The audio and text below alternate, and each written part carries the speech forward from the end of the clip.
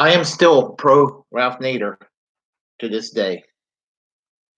And let me tell you, Ralph Nader is a man that is beaten up, smeared, and maligned.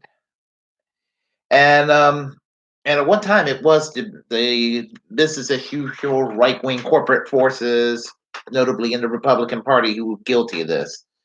But in recent years, in the last 20 years particularly, the liberal left pretty much displayed most of the hatred for this man. In 1996 and 2000, Ralph Nader ran for president as a Green Party candidate and as an independent for president 2004, 2008.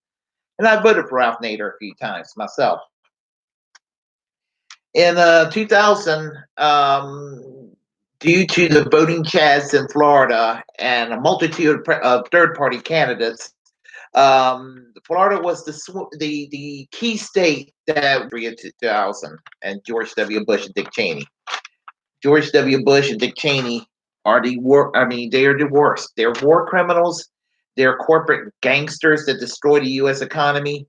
Foreign policy wise, they're responsible for 500,000 people dying in Iraq, for creating more instability in that region and toward the world over the lies of connections with Osama bin Laden and 9/11, which didn't happen, and Iraq didn't have weapons of mass destruction. Our economy is in ruins, and we have people who are physically injured from that war. George W. Bush and Dick Cheney should be behind bars, and I'm not being partisan.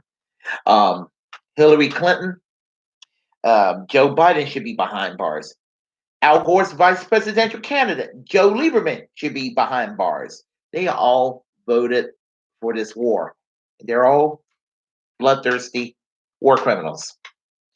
Um, so, but anyway, Kathleen Harris, who was the Secretary of State in Florida, and the U.S. Supreme Court, which were packed. We're talking about rigged. Yeah, the primaries here in 2020 and 2016 were rigged against Bernie Sanders. But Republicans are pretty good at rigging the process too on elections. They made it so that George W. Bush could become president, and of course, we're worse off because of George W. Bush. Full circle. They just like, yeah, he ruined it. He ruined it. He ruined it for if Al Gore would have been more like an FDR Democrat and not behave like like a pretend Republican like President Clinton did, behaving like a pretend Republican.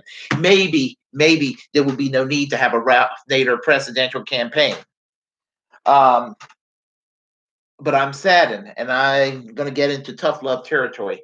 I'm saddened by the fact that it's been brought to my attention that Bernie Sanders has not returned any phone calls or have any dealings with Ralph Nader since 2000. And it's just kind of sad because I mean, I continue to support Bernie Sanders. If he runs again in 2024, you better believe I will support him. However, and having that said, why, Bernie, are you so worried about being written off as the next Ralph Nader? Ralph Nader was proven to be right about everything, consumer protection and that sort of thing. You're going to be proven to be correct and right all along in the history books too. And I would not sweat it too much. Ralph Nader's a good man. Bernie, you're a good man too. And good people must stand against what is bad and what is evil. Anyway, that's my rant. Feel free to subscribe, good, bad, or indifferent.